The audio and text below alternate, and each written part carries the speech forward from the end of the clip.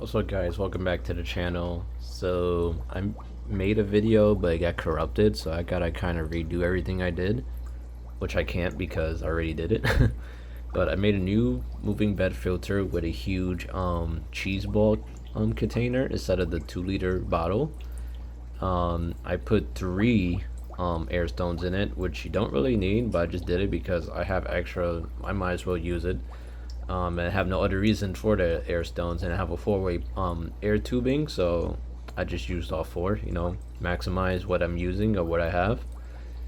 And so it's ready. I put some of the ceramic bricks inside of it to add some weight and basically seat it, and it's in there. There's a lot of space. Half of it is media, half of it is air, and then like the bottom layer is just the ceramic pieces, and then the 3 air stones.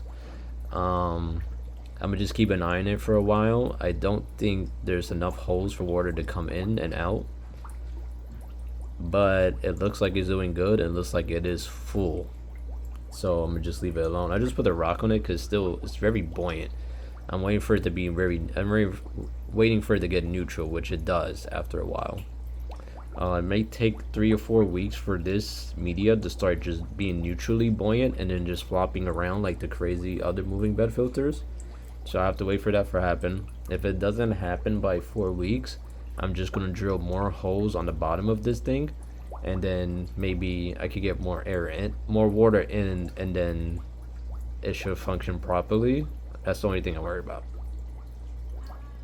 On the other news, I took off all the water Sprite. I had about a whole 5-gallon bucket from bottom to top, maybe like $100 worth of water Sprite.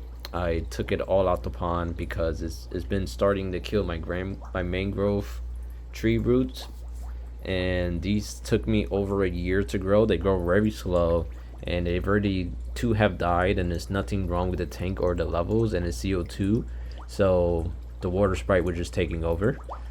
There was a huge Amazon sword in the middle. I took all the mother plants off, cut them off, and I planted them over here. I'm still debating on taking this plant out. I kind of don't like it as much. Oh look, we have more water Sprite, so I'm gonna just take that out, throw it on the floor real quick. I don't really like it that much. It's very viney. It's not like water Sprite, but it kind of just, it's just hanging around and it looks very whatever. You can see all these loose water Sprites are still coming off. Yeah, so I took it all out. I took all the mother plants, I planted them around them, let these Amazons grow. Eventually I'm gonna take out all the water Sprite and probably just put Amazons everywhere, and maybe a longer growing plant, like maybe dwarf grass or something else that's a little bit viney, because I get tired of the water Sprite. It's covering too much of the tank. The fish love it, but to me, I can't keep track of my fish. I can't see who's struggling. I can't see how many babies are being produced. The water Sprite gives the babies too much survival. I don't want them all to live. You can see all the babies kind of moved over here.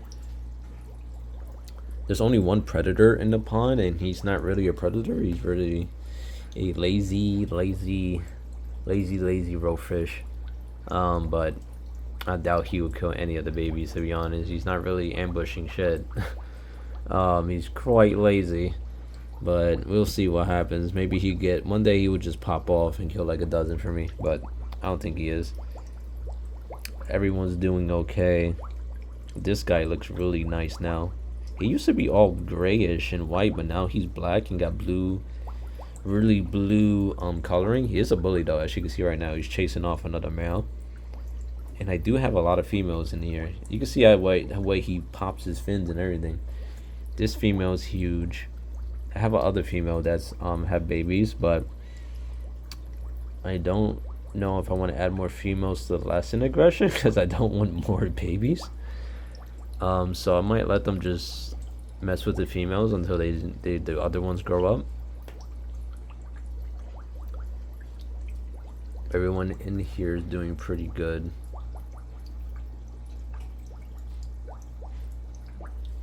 And I can finally see that side of the tank just like visually, which is actually really good for me because I've been struggling to be like, oh, should I feed over there? I I usually don't know because I don't see fish over there, and I'm like, oh, maybe I should, but we'll see. Now we still have the FX6 over here. We have the 3 sponges. We have this moving bed filter. I don't need this. I just wanted to create one. I wanted to do it successfully, and I just wanted to do it so I know how to do it, if that makes sense. I don't need this in the tank. This whole thing filtrates itself. Even if the power goes out, I had a power outage for 3 days, 3 to 4 days in my whole building, and this just took care of everything. It took care of itself. I didn't even like, and it even stayed oxygenated without air stones. I was like dumping, I was doing constant water change and like to aerate it and like that, but it wasn't, it held its own, and I was actually surprised when I did my first water test when the power came back on. The nitrates were under 10 per million. And for how big this pond is and how many fish there are, that's kind of crazy.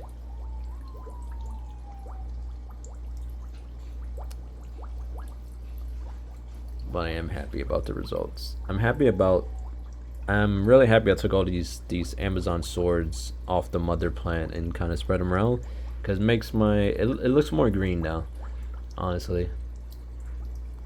Because before it was just all sand. These Amazons will grow. She would grow more mothers, and I would just spread it around this circle. Okay, I kind of want to cover this, but eventually it's gonna look pretty cool when the filtration is moving around, because the media to what I did research on, it takes about 4 to 3 weeks for it to be like neutrally buoying if it's brand new. So I'm gonna just have to wait for that. It looks like some of the bottom is actually trying to move or like do that natural buoyancy, but I'm gonna just have to wait. And there's no real update on these guys. Everyone's doing good. Everyone's alive that I know of. All the clowns, the new jumbo Julies we put in. Who else new we put in here? The betas are doing nicely, all 4 of them. I haven't seen 2 of them, but like I said, the water sprite garden over there really hides the fish for me. I've seen 2 of the new betas. They look real good. No markings, no fighting. I've seen them interact with 3 of the betas that were already in here. It was pretty peaceful from what I could see. My betas have got really to the point where they're like, oh, there's a new female beta. That's nice. That's interesting. They got into that point only because I had all my betas in seniorities, and those have been in our seniority already, the new ones I got, so it actually worked out for me. And I took some of the other mother plants and put them in here, just so it looks a little bit more green. I took this one off. I took this one off. I took about four plants. And I took one of those ugly vine plants. I put them in the background because they don't look that bad in this tank.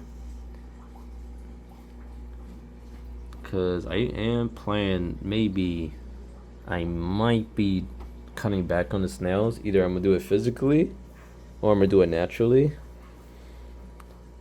But I'm really don't want to put something in here that eats snails and then it goes crazy and just demolishes everything. Because I do have all the shrimp in here. One has babies. I put a YouTube short with her fertilizing the eggs inside of her. It was really cool. It was really just cool to see. I never got to see them with babies. They kind of just hide too much. I got a couple of oranges popping out now.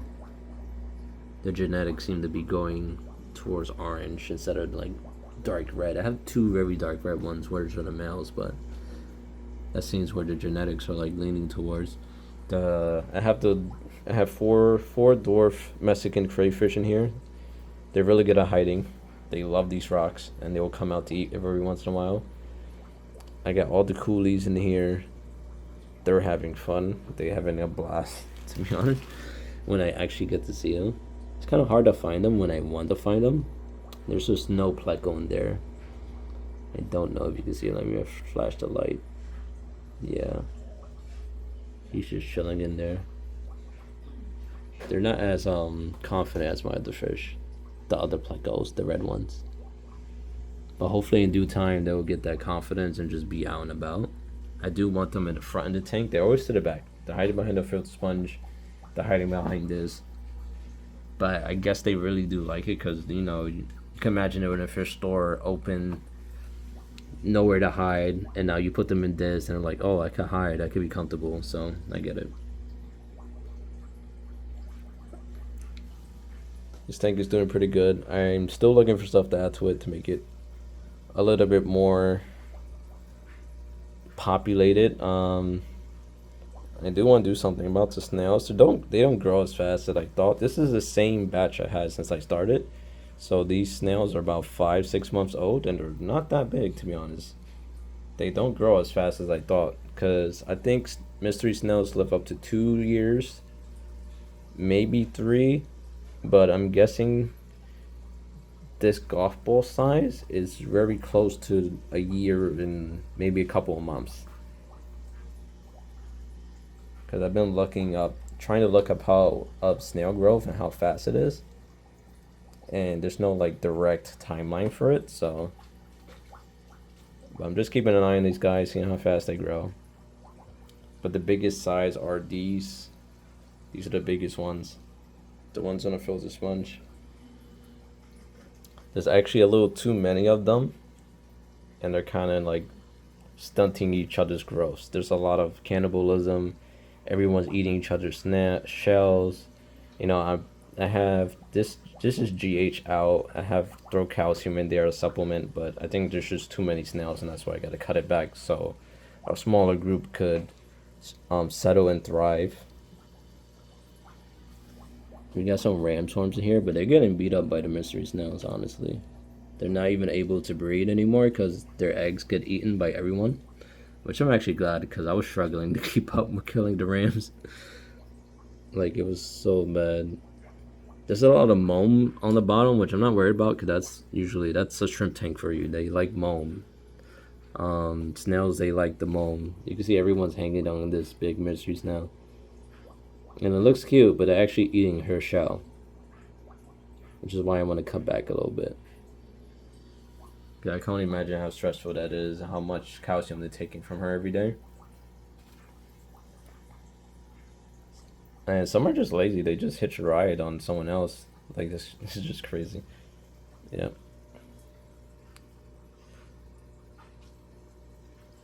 That's gonna be it for this video. I am gonna shut the lights off on this one, because I usually do it before I go to sleep. I'll feed all these guys, turn the lights off, let the coolie loaches go crazy. You know, I can see them from my bed just darting left and right once the lights are out. The crayfish come out a little bit more. I'm going to be adding a lot more plants to this on the bottom, because it's looking a little bare bones. And I'm going to keep this halfway, because I have destroyed most of the duckweed. There's still some over here, but I always want this to be able to like just flush it out. I don't want it to take over anymore. I'm done with it. I'm over it. I still have to get rid of this over here. I'm doing it little by little every day, just cutting it out, just keeping on it. That's just what it takes. If you keep this all agitated, you're good. These guys don't like a high flow, but have it aimed towards the top. Everything's aimed upwards. There's no like heavy flow going through here.